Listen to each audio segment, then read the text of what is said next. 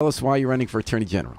I'm running because the Green Party is an institution in Connecticut that has had a ballot line on the statewide offices for many years, and this ballot line mandates attention and energy, and we want to have a conversation with the Office of the Attorney General about how the state of Connecticut litigates against the citizens who sue it, and how the Office of the Attorney General sets policy for the state of Connecticut. All right. And before we get into the specifics of who you are, Ken, and why you're running, I want to ask you about a little pet peeve of mine. It's kind of interesting. That involves the Attorney General. Okay. And that is about the, are you okay with the headphones? They're a little loud. Can we lower the volume, Yeah, please? we could do that for sure. Sorry. No worry about that. So the Office of Attorney General does get into, as you pointed out, Ken, a lot of crucial issues in Connecticut. People don't realize what an important office it is, whether it's at the front line of tobacco and public health legislation or civil rights or schools desegregation. We'll be getting into that. They were at the forefront of the issue for the past 30 years. A few weeks ago, a very interesting kind of journalistic hit job occurred in town. And it's the kind of thing, you're a former journalist, Ken, you and I worked in the alternative press. It's the kind of thing that was a little bit like what we used to do from the left. But this is from people from the right. And you and I would probably think they do something fundamentally different and less honest, but we'll get to that. Project Veritas.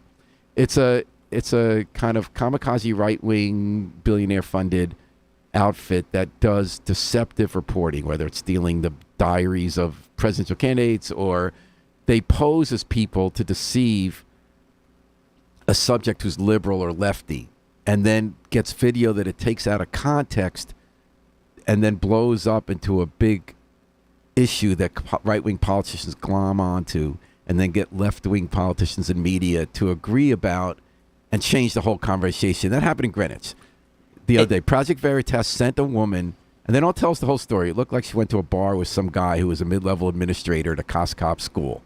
And it sounded like she was, from what I could tell watching it, she was trying to make him think she was interested in him romantically, and he was trying to impress her. So she was pretending that she was part of this mythical, liberal, take over the schools and never mind parents and turn kids, get pedophiles running rampant, and got him to pretend that he somehow was able to weed out anyone who was Catholic to ever be a teacher and just say really stupid stuff. Yeah. And they just did a few clips from that to make it look like this was policy. William Tong is the Attorney General of Connecticut, and he obviously doesn't like Project Veritas.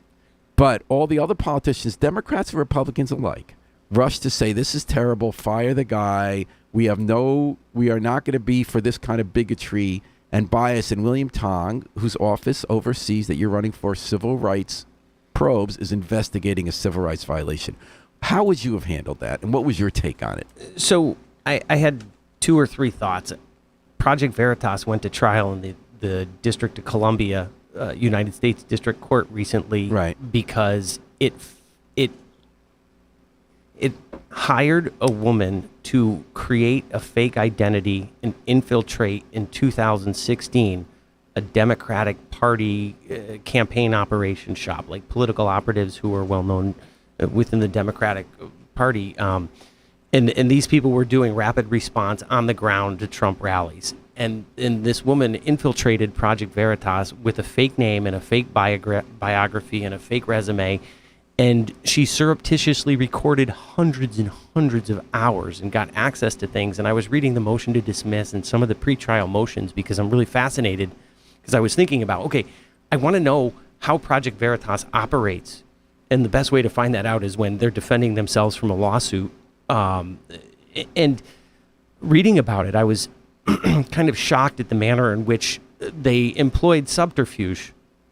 And this is not the first time they've been sued, and they have this silly llama thing that comes on and demands corrections of journalists who do not. Well, they went undercover at Acorn, and they skewed a video, and people felt they had to be bullied into treating it as legitimate discourse when that, as there's some big conspiracy, they did a portion person trying to sell parts, and it's just not credible. No, and that's why my biggest issue with somebody like Attorney General Tong wading into the race and elevating Project Veritas and picking on Project Veritas is, A, I think everybody's concerned about what the school administrator from COSCOB said. Connecticut has a long history of school segregation.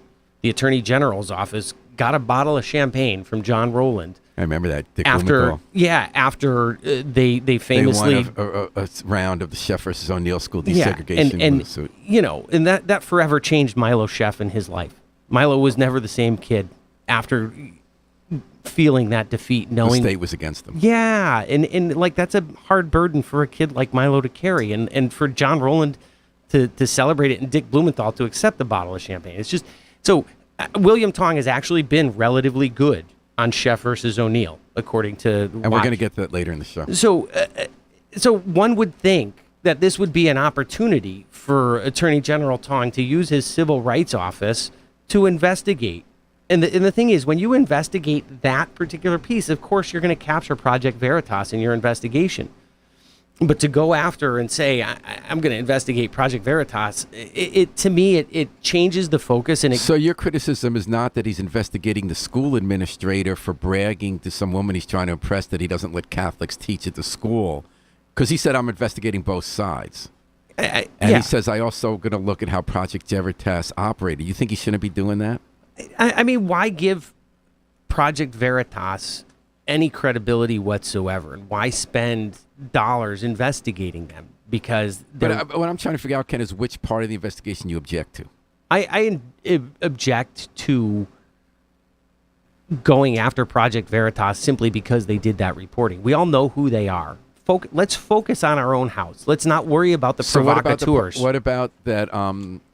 What about them? He's also investigating the school, right? Whether there's discrimination. You think that's okay? That should be what the civil rights office that he says he is looking into created is for. That's the kind of thing that it's for. So he should react. Project Veritas, the sleazebag, dishonest, illegal, operating, cruel, right-wing propaganda outfit comes in and puts out a video. You think Tong should respond by saying this is legitimate concern, so I'm going to investigate it? Well, what the person said on the video, you have to, and the problem with Project Veritas is they're going to sit there and say, well, this is journalism, so we're not giving you our raw tapes, which is where there's going to be an argument and a fight, and you can subpoena raw tapes, and some journalistic agencies will turn them over, some won't, and I think, to me, it's really frustrating that we have to spend time considering what provocateurs, especially hardcore right-wing, provocateurs do, and that we have to waste our time. But we're not wasting our time if we react to what they revealed the guy said and investigate that guy? No, we should. I mean, that's what I don't like is the reactionary, aspect of it. So Kevin Rennie put up a story. He's a columnist in Hartford. Last week on his website talking about former Senator Alex Bergstein's divorce. And Kevin has been covering this extensively. And what he did was he reported in difficult detail about probable, likely sexual assaults that happened at the Bergstein house in 2014. Sexual assaults of children, young high school girls that were recorded on video. Wow. When these girls were intoxicated and blackout drunk, essentially. And wow. To me, and Kevin Rennie was talking about how Greenwich Country Day and Brunswick School were involved in helping to cover this up. That, to me, is a crazier civil rights problem in Greenwich than what Project Veritas is uncovering. We agree on all that. This is all agreed. But what I don't totally understand your position. I really want to understand it. Okay. So you're saying Tong should not be investigating Project Veritas and what they do because we all know they're sleazebag, dishonest, and we shouldn't give them the time of day by investigating them and raising these complicated First Amendment issues with journalism. But you are saying that he should react to what they sleazily and cropped audio, video captured this guy allegedly saying, and they should use state resources to investigate possible civil rights violation by that school administrator. I think that's an appropriate way of putting it. I mean, the thing is, in that investigation, he's going to have to get Project Veritas's videos. Does Tong, as the officer charged in the state constitution with dealing with not-for-profits. Does he have the authority to go ahead and investigate Project Veritas and its not-for-profit wing, and whether or not, what they're doing is, yes, he should, he could. But the question is, he has limited. So what is it that you object to? Because he did say, I'm investigating what this administrator said. So he's going to do that. My objection is focusing on Project Veritas and not. Okay, so I want to hit you from both sides of this question. Sure. The first side of me says, come on, Ken. How can you let the right-wingers drag us along with this outfit that has a history of illegal and dishonest propaganda, and use state resources to launch an investigation about what they got some guy to say to impress a woman at a bar? I don't want to use state, but the thing is, that is state resources. He's investigating a civil rights possible violation based on what this guy said to impress a woman at a bar in very heavily edited video. I want to see the entire video. I don't want to see just the heavily edited video, because we know we can't trust Project Veritas. So then you are saying Tong needs to wade into that difficult thing. He has, because he said he's going to investigate the alleged civil rights violations. He needs to see the entirety of the. So what are you critical of?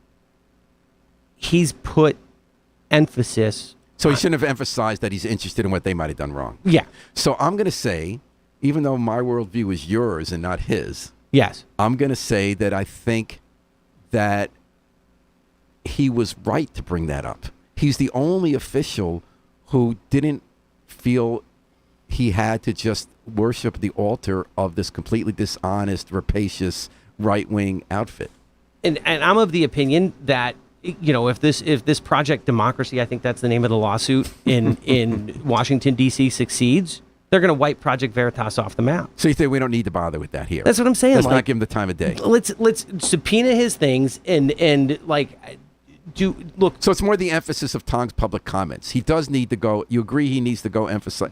It does need to ask for the video. Yeah. Which they're not going to want to give because they're not going to reveal. So let me go from the other side now. Uh-huh. So you use the word provocateur. You and I have a history of questioning the way traditional journalism was done. We work for the alternative press. People can call us a provocateur. I would argue that you have a history of fantastic, good trouble provocateur, whether it's questioning Jim Calhoun and the money he got. So when the right wing does it, are we hypocritical for not liking it, or is there a difference from the way they do it?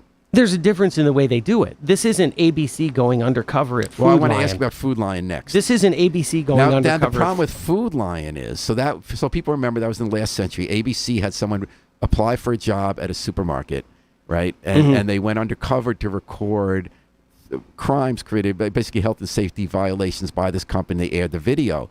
The company sued and said you got the job under false pretenses, which you and I were troubled by that, right? So you're not allowed to do this. So why is Project Veritas allowed to do the false pretenses, but Food Lion in a much more noble pursuit couldn't? Well, Project Veritas actually escaped those claims in the case in Washington, D.C. that I'm talking about, like the breach of fiduciary duty claims and all of those things.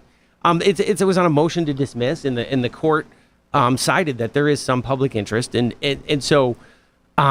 But it's the dishonest manipulation of the footage, and the manner in which they edit things, like that whole thing that James O'Keefe did with Acorn, and Acorn was an important community organization in Hartford that did important things to better people's lives in Hartford, and his dishonest.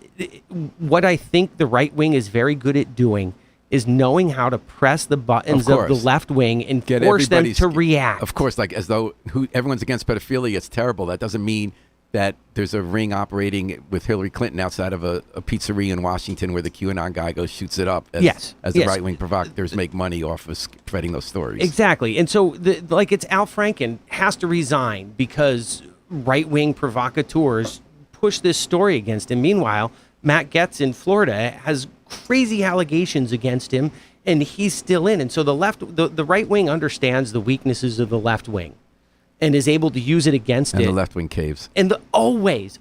And it's so frustrating because you're like, the right wing is literally in bed with Nazis. So would you consider Project Veritas a journalist? That's a tough question. It's I would not. Paul, I had people ask whether or not I was a journalist after I got pinched for taking pictures of Jody Rell. And so Ken Dixon wrote a story and said, be wary of anybody who uses highfalutin appellations and calls themselves journalists. But I'm like, Wow. it's to me, Wow.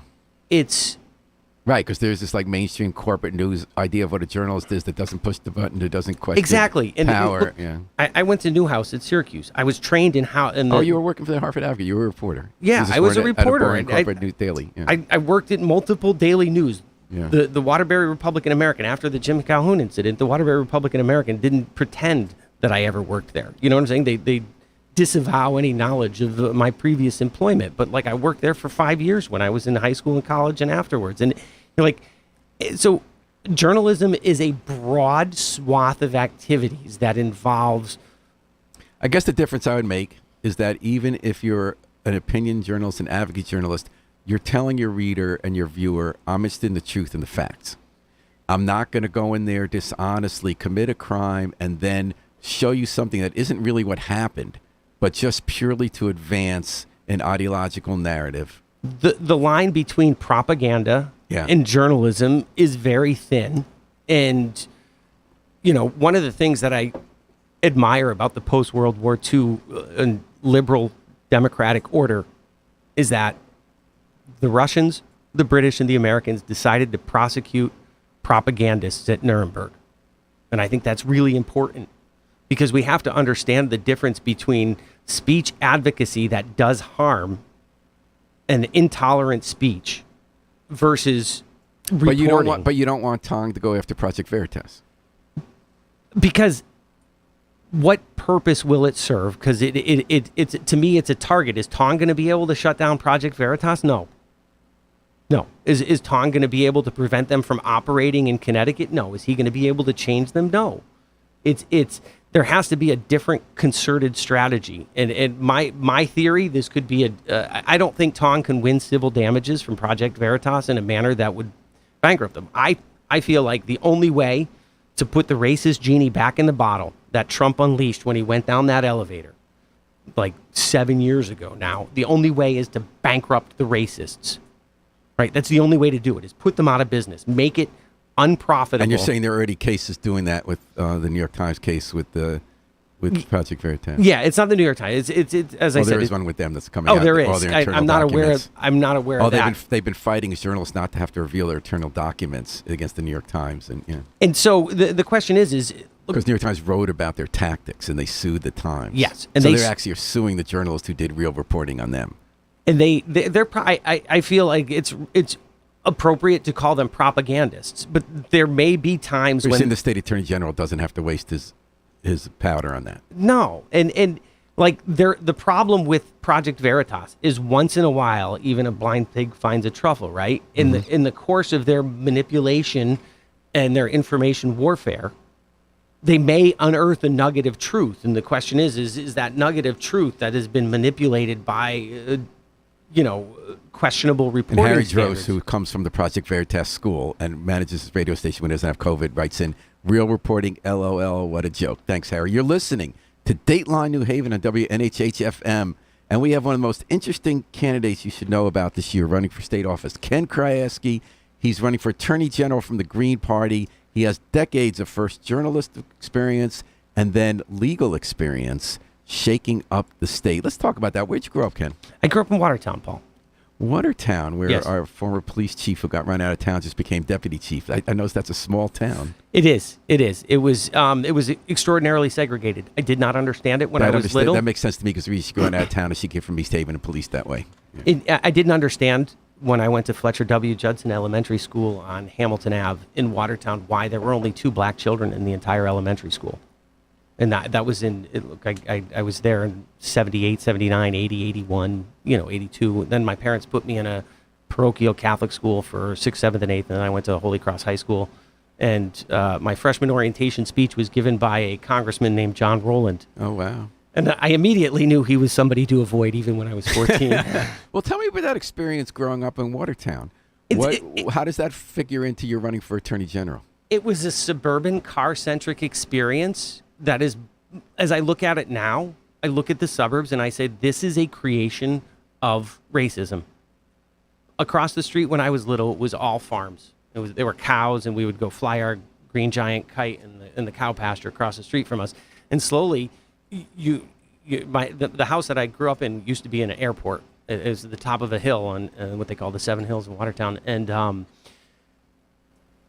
you think about what political, de facto, and de jure forces allowed Watertown to become a suburban expanse where all this farmland, like Lynn's Dairy Farm, Panelitis' farm, all these farms got swallowed up by single-family houses on 1 acre lots. And you have this zoning rulings, zoning regulatory regime that forces you to have it's very car centric. And to me, the use of the car as a tool to propagate segregation and racial and economic isolation. Because car ownership is racially.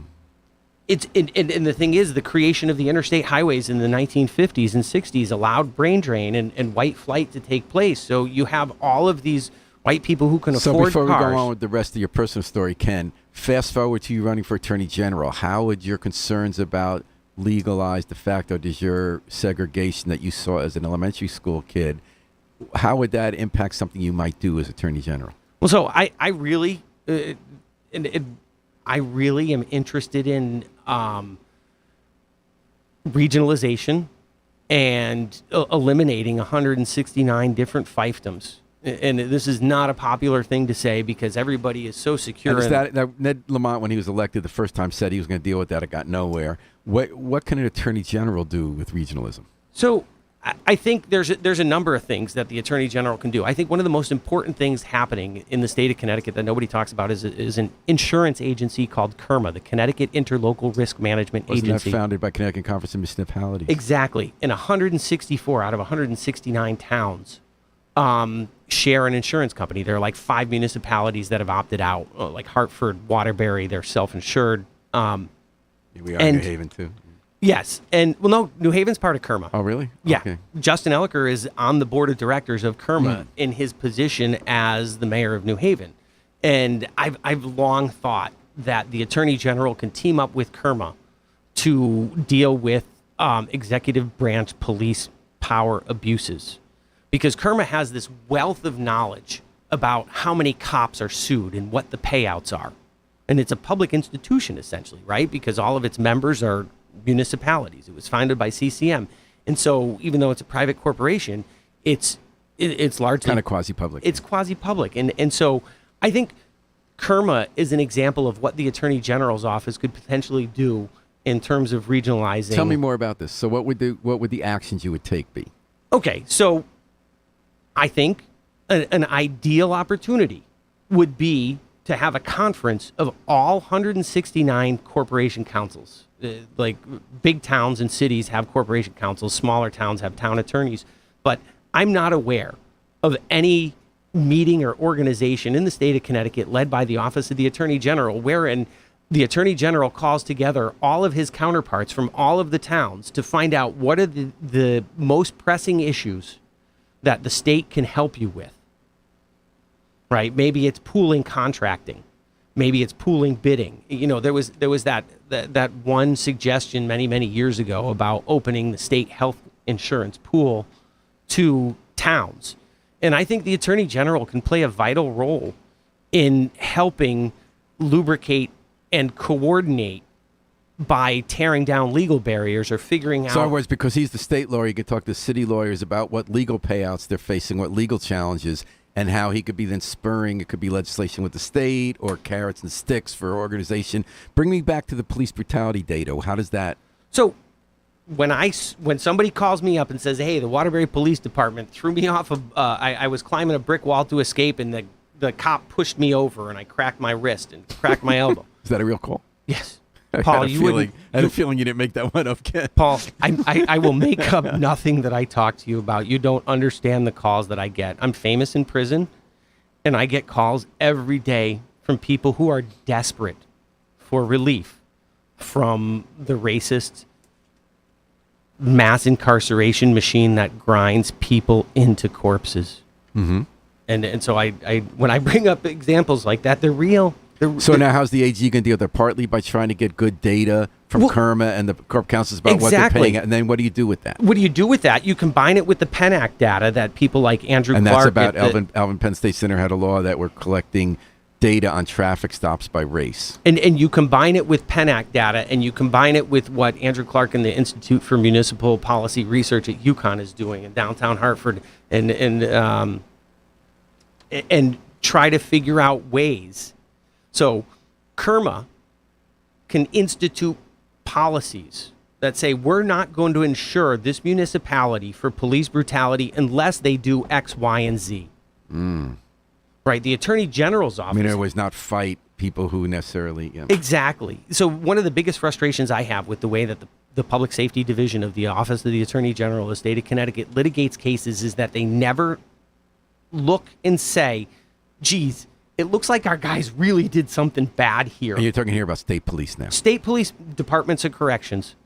Okay, let's we'll talk about... And have you been on the other side of some of those lawsuits against the state? I could talk about my cases all day long. Let's talk about Kara Tangretti. Okay, Kara Tangretti was doing a nonviolent financial crime offense at York Correctional Institute. She was sexually assaulted by 4 different correctional officers multiple times over the course of her incarceration. Okay, 3 of those officers raped her repeatedly. All 4 of them were caught, prosecuted, and incarcerated. They were broke. Kara Tangretti is not going to be able to get any personal injury damages from these COs. So she sued supervisors. Okay? And William Tong's office defended this case so zealously against the supervisors. She won at the district court level and survived summary judgment to take it to trial against one of the supervisors. William Tong appealed that and took it to the Second Circuit and got 2 Trump judges out of it. The 3rd judge died before the panel could issue its ruling. And William Tong got a decision that basically upends the post-World War II Nuremberg model of supervisory accountability. And so one of the concerns that I have about the way the Office of the Attorney General works is that when it sees constitutional violations, it tries to litigate its way out of them instead of admitting when the state does something wrong. Would part of the argument be a moral one? The state shouldn't support, and Harry wants you to describe your interpretation of police brutality, but before we get there, is part of the reason moral and ethical the state shouldn't stand for misconduct, but also practical that if it's not going to defend misconduct, there might be less of it moving forward? There's also a third, which is if the Office of the Attorney General represents the people of the state of Connecticut, how is it beneficial to the Office of the Attorney General to ask a woman who gave birth in prison whether she could have had the baby on the bed or the toilet? How does that benefit anybody? When was that? That was in Tiana LeBoy's case, Justice for Tiana. Tiana LeBoy gave birth on a toilet in a prison cell at York Correctional Institute. And I try to focus on York where I can because the women's health in prisons is so much worse than the men's health. And what happened with her? And well, she gave birth to a baby in a prison cell, and we sued, and the way that Attorney General Tong's office litigated the case was shameful. And how does it benefit the child? What did they do? Well, they asked my client if she could have had the baby on the bed instead of the toilet. You're like, what kind of misogynistic crap is that? That shouldn't come out of the Office of the Attorney General. And one of the nurse who attended said the baby took her first swim. Yeah, like the video is under a protective order. So you got a $250,000 settlement from the DOC. Yeah. So and you're listening to Dateline New Haven. You took to an attorney who wants to be the state's top civil attorney, Ken Krayeske, Green Party candidate for Attorney General. So Ken, you were a journalist for years, then you went to law school, Quinnipiac, and you have a solo shop? Yes. Based in Hartford? Yes. And one of your specialties is suing the state. Yes. And let me tell people about a few examples. You had a victory against the state. The state was requiring all inmates now have to have access to hepatitis C treatment. As a result, the state is spending $40 million testing 20,000 people and curing 1,000 a year of hepatitis. Well, it's not a year. It's over total. the past 3 years. Since August 6, 2019, 1,010 people have been cured of hepatitis C. And if you talk to State Representative Tony Walker, who's on the Appropriation Committee, who helped make this settlement happen because she helped appropriate the monies, this settlement forced, in part, the closure of Northern Correctional Institution. So we litigate a better state of Connecticut by forcing the state to spend money on health care. It's a human right. And it's, look, Medicare and Medicaid and other state and federal agencies had long ago seen that direct-acting antivirals were the standard of care for hepatitis C. And then, Ken, you mentioned the case a minute ago about Tiana LeBoy forced to give birth in a prison toilet. You got a $250,000 settlement. Another case was you got $1.3 million for Wayne World. Yes. He's a black man who was Department of Corrections custody. He was told his stage 4 lymphoma was merely psoriasis. He was released before he died, but he was not diagnosed until his skin was melting off his body. Did he got the money before he died, or his estate got it? Yes. And tell me about that suit. So Wayne had started the lawsuit himself. And Wayne's theory of law, there's a lot of good prison lawyers who helped Wayne. And Wayne's theory of law was that the entire system where the University of Connecticut Health Center had created a division called Correctional Managed Health, and this was out of Tom Ritter's speakership in the late 90s. And the state of Connecticut was throwing $100 million a year through the DOC to the University of Connecticut Health Center to provide health care in prisons. And it wasn't working very well because the memorandum of understanding between the two state agencies lacked accountability measures.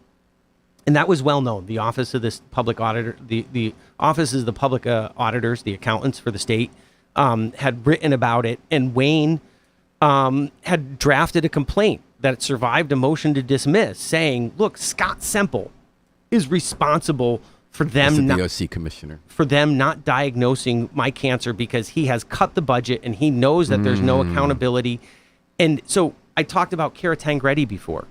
The problem with the Cara Tangretti decision is that Scott Semple can no longer be held accountable for his mismanagement of the healthcare system.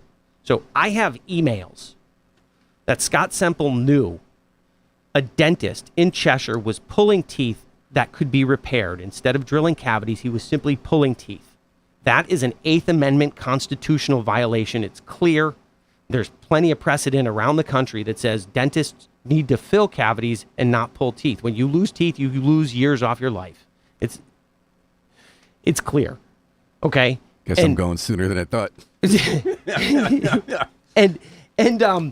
So Scott, I had Scott Semple in a deposition in one of my cases, and I said to him after I got these emails, "So did you follow up and do an investigation as to how many people lost their teeth in Cheshire Correctional?" "No." "Did you ask anybody at Cheshire Correctional what corrective actions were taken in order to deal with this obvious constitutional violation?" "Nope." But because William Tong applied the architecture of the global war on terror to the way that we manage the Connecticut Department of Corrections, there is no supervisor who can be held liable for large-scale civil rights violations perpetrated by the state of Connecticut. So so that was Tangretti decision was after the Wayne World. Yes, Tangretti came down in December. If elected, will you undo this? I would try like hell. How would you do it? Well, here's something that's interesting. The federal court system sets the floor. It doesn't set the ceiling. We don't have to litigate all the cases that we do. Right? As I said before, the Department of Public Safety and the AG's office doesn't ever recognize that their guys did something wrong. They always fight you. Like the hepatitis C case. I'd like to think that I'm a smart guy, but I just copied what they did in Pennsylvania and Massachusetts and Minnesota. Right? There were in Colorado, some lawyers like me filed the same case against the Office of the Attorney General to get hepatitis C medication. In Colorado, they settled it in 2 weeks. So in all 4 of these cases, the state fought you? Hard. And all of them were viciously. Tong? All of them were Tong, yes. So you, in those 4 cases, you would have settled? Yeah. Okay, so here's my question, Ken Krayeske. I'm going to ask you what the conservative is going to say about this. They're going to say, shouldn't the Attorney General look out for not the taxpayers by fighting lawsuits instead of just settling for lots of money, so then everyone will just sue? Wayne World's son is a taxpayer. Tiana LeBoy's daughter will be a taxpayer. Tiana LeBoy's mom, who has custody of the baby born in prison is a taxpayer. Billy Bennett's family are taxpayers. Patsy Camara's family are taxpayers. I can go on. You know, everybody who's in prison has family that's paying taxes. Everybody who's in prison has interest in the way that the state of Connecticut is run. And I, at this point in my existence, I'm going to say something really not popular, but I think that the Department of Corrections is a slush fund for the correctional officers' unions, and it exists solely to create a jobs program for allegedly good people against society's declaration of those who are bad. And it's frustrating because in 1980, the state of Connecticut had a prison population of 3,000 people. In 2010, the state of Connecticut had a prison population of 21,000 people. What accounts for an increase, a 7-fold increase in prison population? And it's come back down, right? But now it's gone back up again. But it's down to, it's at like 10.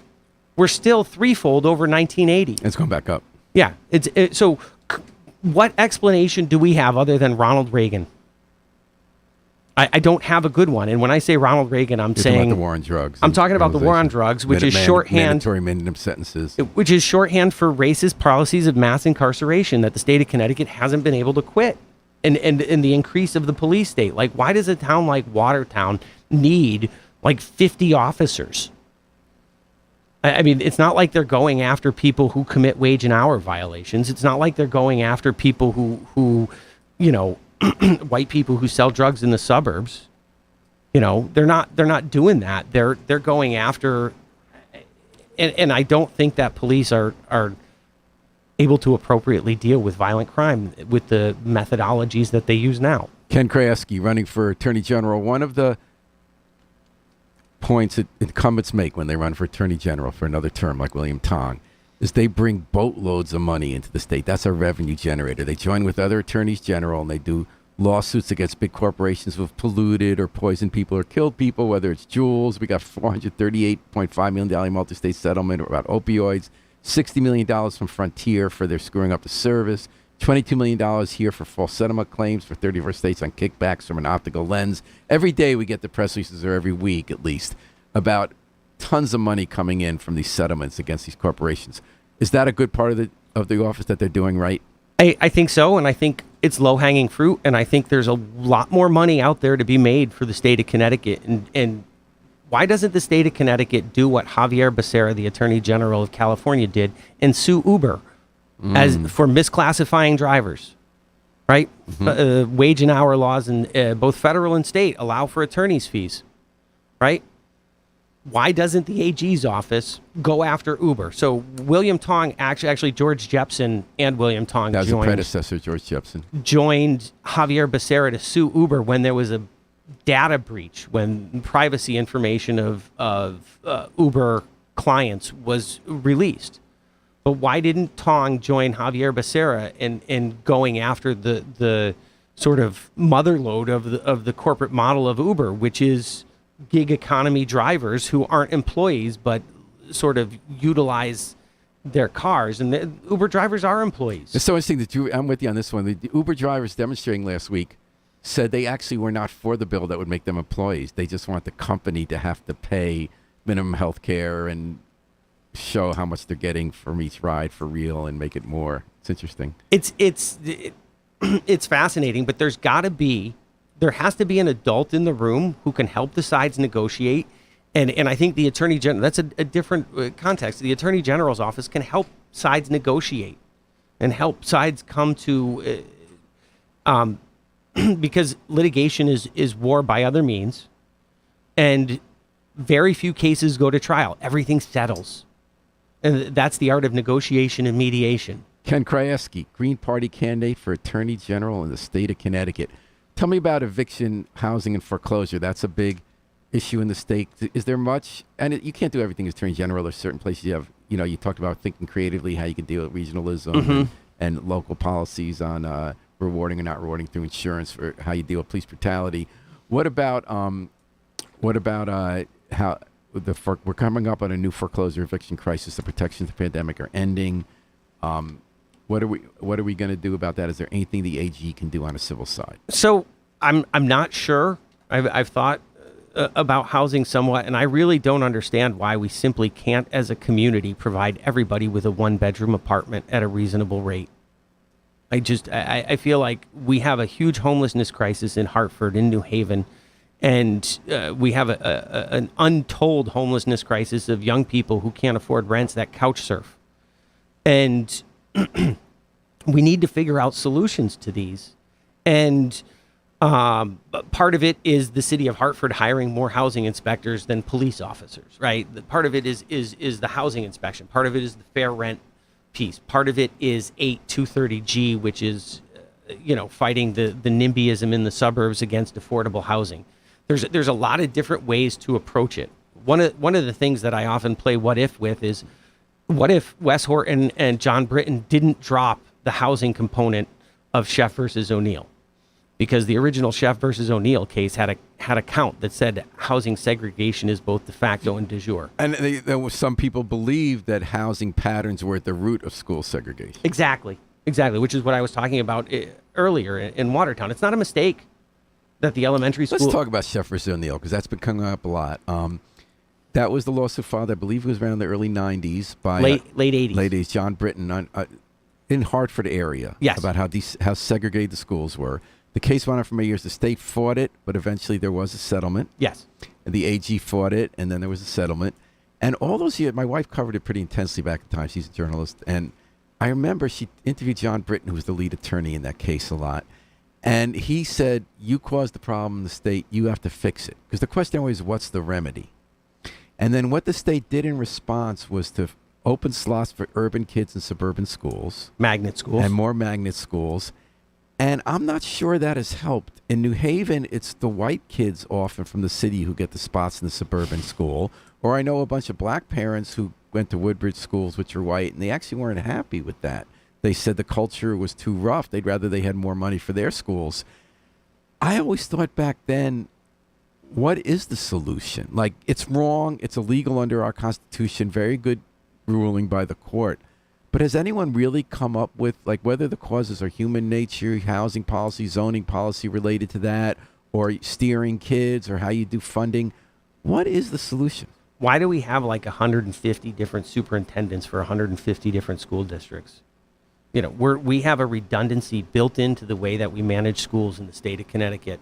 And I think that a 50,000-foot view of, I talked about fiefdoms earlier, and that's one of the fiefdoms that I think is problematic, is that every town is these are our kids.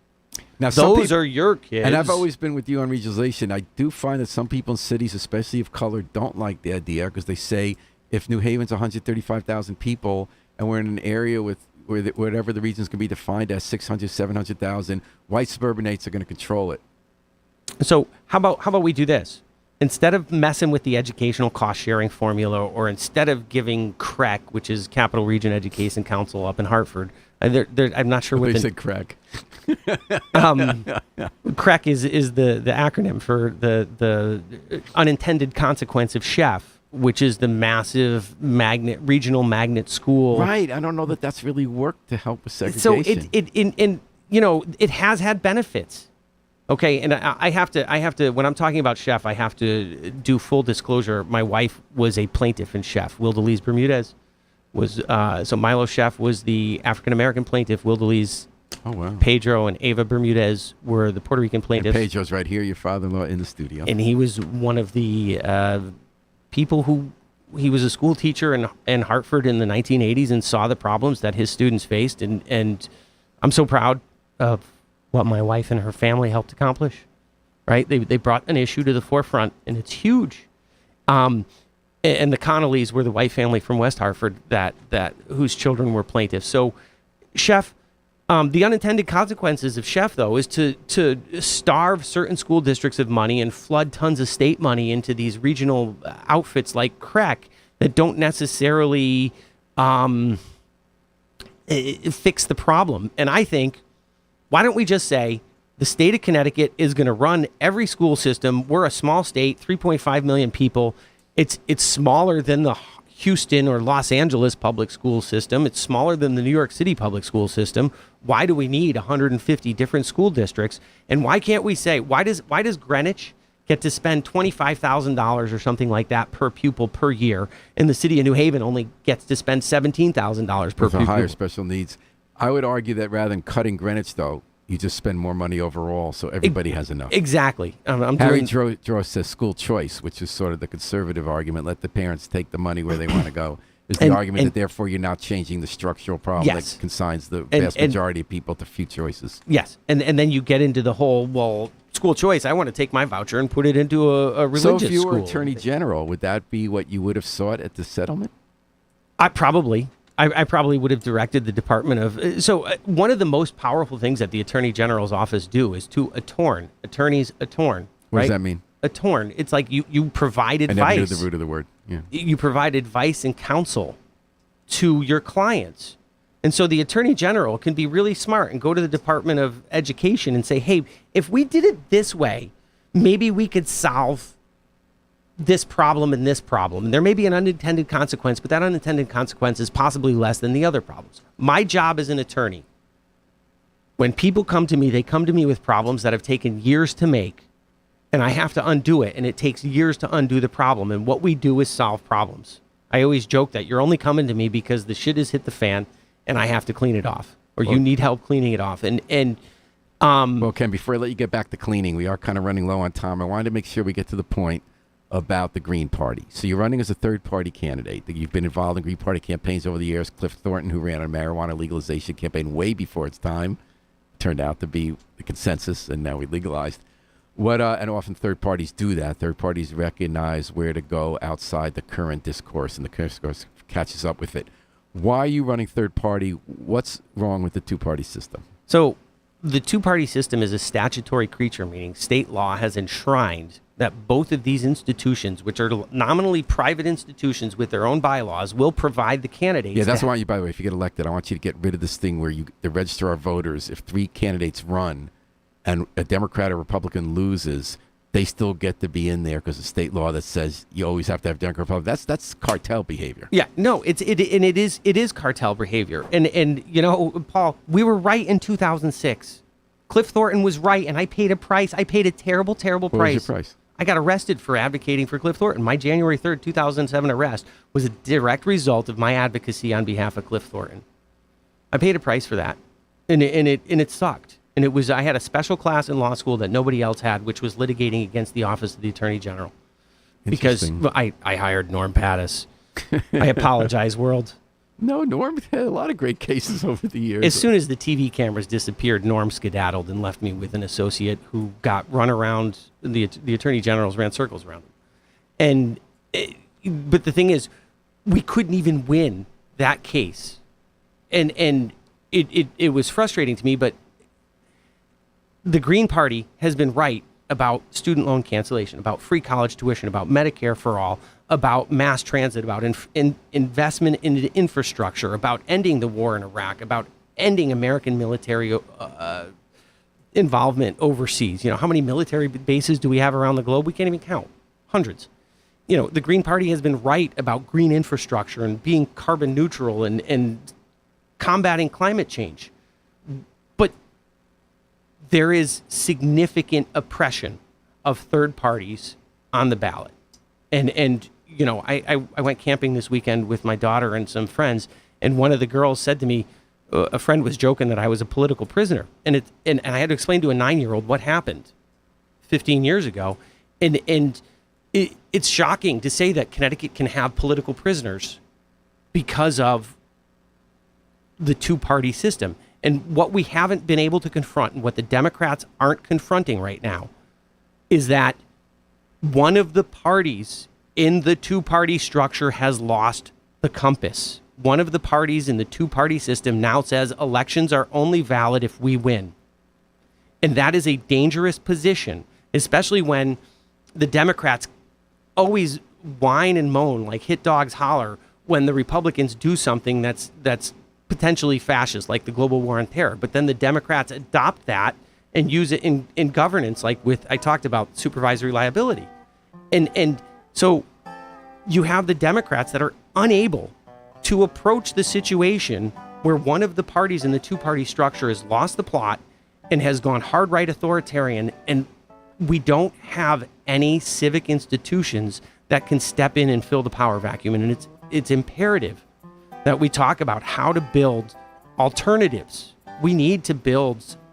So you're saying vote for Ken Krayeske for Green Party candidate for Attorney General on November 8th. You're saying, and one thing he's going to bring a new idea is that the state doesn't always have to defend cops, correction workers who brutalize people.